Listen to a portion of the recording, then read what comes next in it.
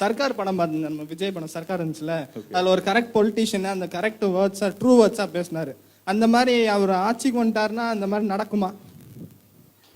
ஐயோ sorry sir, தப்பா ஏதாவது கேட்டேன்னா சாரி சார். தப்பால இல்ல, நீ கரெக்டா தான் கேட்டிருக்க.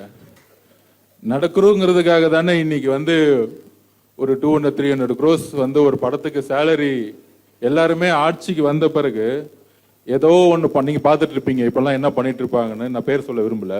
10 லட்ச ரூபா சம்பளம், அமெரிக்காவில் விசா கிடைச்சிருச்சு, டிவிகேல கட்சியில் ஜாயின் பண்ணு உங்களுக்கு தோணுது. உங்க வீட்டில் என்ன சொல்லுவாங்க சொல்லுங்க? கொஸ்டின் வந்து அமெரிக்காவுக்கே போடான்னு தான் சொல்லுவாங்க.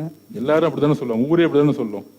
அதே மாதிரிதான் அரசியல்ல எல்லாரும் வந்துட்டு சொத்து சேர்க்கணும், திருடணும், கோடி கோடியா பார்க்கணுங்கிற இந்த ஊழலுங்கிறது ஒரு பார்த்துக்கிட்டே இருப்போம் நம்ம. அப்போ ஒரு 300 கோடி ரூபா ஒரு படத்துக்காக வந்து சம்பளம் வாங்குறவரு தூக்கி போட்டு நம்பர் 1 இருக்கிறவரு எதுக்காக இவ்வளவு சண்டை போடுறதுக்கு வரணும்? Simple answer. ஒண்ணுமே இல்லாம ரிட்டையர்மெண்ட் ஆயிட்டு வர்றவங்களை பார்த்திருப்போம்.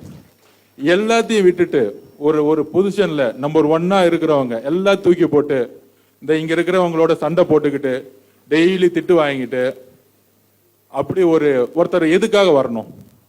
அவர் சின்ன வயசுல இருந்தே எவ்வளவோ தவறுகளை பார்த்திருப்பார். இப்ப நான் இருக்கிறேன், அண்ணன் இருக்கிறார், எல்லாம் இருக்காரு. அதை விட்டுருங்க, இவ்வளவு பெரிய காலேஜ் ஓனரா இருக்காரு, எதுக்கு இதெல்லாம் விட்டுட்டு சண்டை போட வராரு?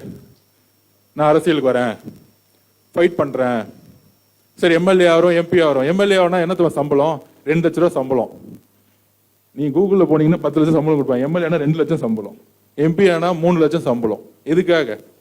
சேஞ்சஸ் பண்றதுக்காக. தலைவரும் சரி, எல்லாரும் சரி, கண்டிப்பா சர்க்கார் இல்ல வேற மாதிரி பாப்பீங்க. Thank you sir. அப்படி நடந்தா கண்டிப்பா தேங்க்யூ சார். தேங்க்யூ. வேற நீயே கூப்பிடுப்பா, வேற யாராச்சும்.